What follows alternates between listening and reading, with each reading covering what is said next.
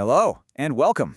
Today we are opening up an incredibly detailed ancient text to understand exactly how the very first priesthood of Israel was initiated. We're going to rely strictly on the text itself to demystify a sequence of events that honestly can sometimes feel a bit dense. But as you'll see, we're going to turn it into a fascinating, logical progression. It's really like a step-by-step instruction manual coming to life. Let's get started. Welcome to the Pardes channel. Today we explain Leviticus chapter 8 in a clear and simple way, step by step. Okay, let's dive into this outline.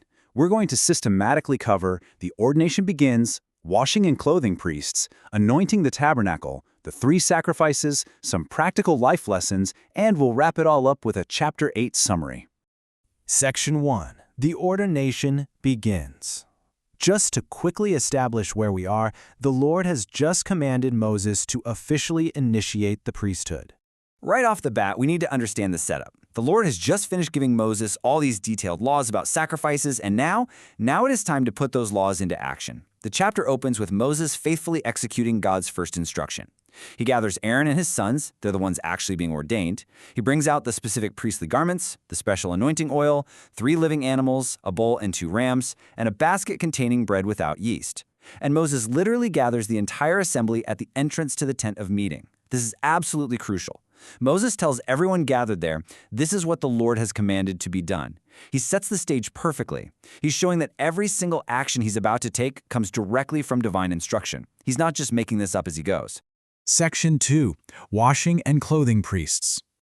Okay, so with the entire assembly watching, Moses physically prepares the priests. The ordination officially begins with a sequence of literal, physical steps that transform Aaron from an ordinary man into the high priest. First, Moses brings Aaron and his sons forward and washes them with water. Think about that. It's a complete physical cleansing before taking on this holy role. Second, Moses begins to dress Aaron. He puts the tunic on him, ties the sash around his waist, and clothes him with the robe. Third, he puts on the ephod, tying it securely with its skillfully woven waistband. Finally, Moses places the breastpiece right onto Aaron, puts the Urim and Thummim inside it, and sets the turban on Aaron's head, complete with the gold plate, that sacred diadem right on the front. I want you to picture this. Moses doesn't just hand Aaron a pile of clothes and say, go get dressed. No, he dresses him piece by piece, exactly as the Lord commanded. And after Aaron is all set, Moses brings Aaron's sons forward and dresses them in their tunics, sashes, and headbands too.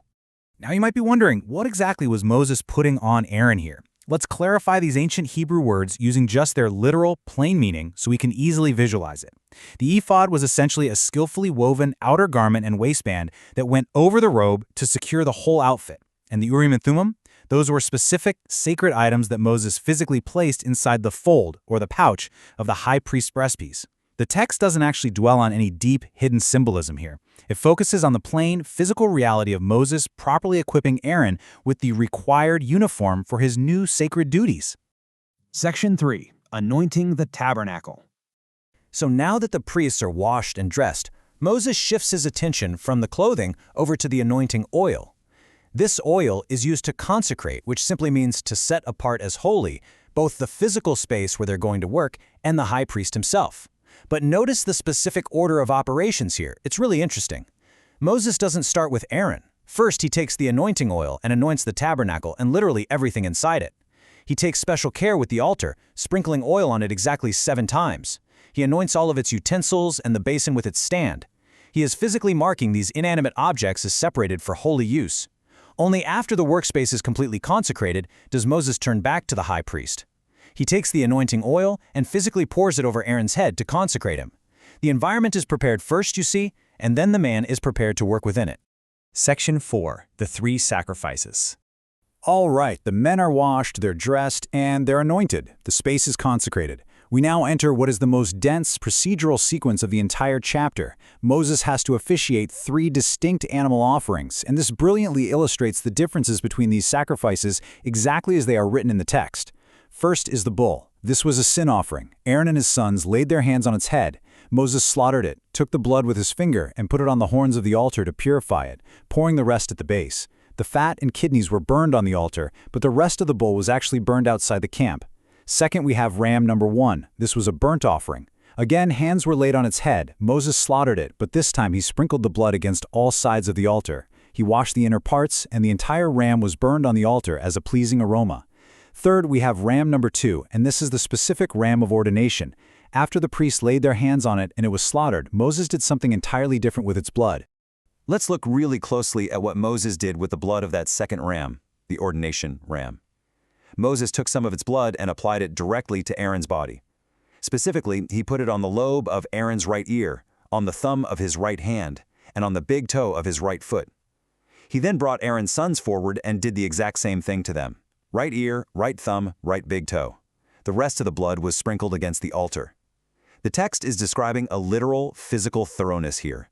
This specific blood ritual signified a total, head-to-toe dedication to their new sacred role. It's dedicating what they hear, what they do with their hands, and where they walk. But wait, the ordination ram wasn't quite finished yet. Moses then orchestrates what is called a wave offering, and it involves a very specific physical sequence. Let's break it down so you can visualize exactly what's happening. Step 1. Moses took the fat from the ram, the inner fat, the kidneys, and the right thigh. Step 2. Remember that basket of bread we mentioned at the very beginning of the explainer? Well, he took 1 cake of yeastless bread, 1 cake made with oil, and 1 wafer from it, and placed them right on top of the animal portions. Step 3. He physically placed all of these items into the hands of Aaron and his sons and waved them before the Lord. Finally, step 4, Moses took the items back from their hands and burned them on the altar on top of the burnt offering. It was just this incredibly tactile, physical process of presenting the offering to the Lord before committing it to the fire. To conclude this intense ritual section, Moses took the breast of the ordination ram and waved it before the Lord. The text makes a point to specifically note that this portion was Moses' designated share exactly as the Lord commanded. Then comes the final consecrating act for the priests. Moses took some of the anointing oil, mixed it with some of the blood from the altar, and sprinkled it directly onto Aaron and his garments, and onto his sons and their garments. This final, dramatic physical act completely consecrated the men and the very clothes they wore for their upcoming service in the tabernacle. Section 5. Practical Life Lessons. Okay, we have just walked through a highly detailed ancient ritual involving washing, clothing, anointing, and 3 distinct sacrifices. But we don't just want to know the historical facts, right? We want to extract some simple, practical value from the events we just witnessed. Before the chapter closes, Moses gives Aaron and his sons one final, incredibly strict instruction. He tells them to cook the remaining meat at the entrance to the tent of meeting and eat it there with the bread. Whatever meat and bread is left over absolutely must be burned up. But here is the most demanding part. Moses commands them not to leave the entrance of the tent of meeting for 7 full days and nights. They literally have to stay there continuously until the days of their ordination are completed, doing exactly what the Lord required, with the explicit warning that if they disobey, they will die. It's a massive test. So the crucial point is that this text offers us punchy, literal life lessons derived directly from these events. First, meticulous preparation is absolutely necessary before sacred tasks. Aaron couldn't just casually stroll into the tabernacle. He had to be washed, properly clothed, anointed, and atoned for. Important work requires careful preparation, for sure. Second, true dedication requires immense patience. Waiting at that tent entrance day and night for 7 whole days without leaving once is a huge test of endurance and focus. And third, strict obedience protects us. Moses explicitly states they must do this so that you will not die. Following instructions exactly as given was quite literally a matter of life and death, showing us that true reverence means adhering strictly to the boundaries set before us. Section 6. Chapter 8. Summary. Let's move to and see how this builds into the big picture. When we take a step back, we've gone from a pile of unassembled items and a group of ordinary men to a fully consecrated tabernacle and a properly ordained priesthood. This chapter is fundamentally about establishing order and following divine instructions to the letter. The text repeats over and over again the phrase, "as the Lord commanded Moses," and Moses flawlessly executed every single instruction. He assembled the people, washed the men, dressed them in those specific garments, anointed the physical space, and meticulously performed the bull sin offering, the ram burnt offering, and the ram ordination offering. He applied the blood to the ear, thumb, and toe, and initiated the wave offering. And at the very end of the chapter, it confirms that Aaron and his sons did absolutely everything the Lord commanded through Moses. It's a beautiful picture. Out of detailed instruction came perfect order. As we reflect on Aaron's 7 days of silent, obedient waiting at the tent entrance, I'll leave you with this. How do you prepare yourself when you are called to step into a completely new, vital responsibility? Thank you for learning with us. If this helped you understand the chapter better, like, subscribe, and join us for the next chapter.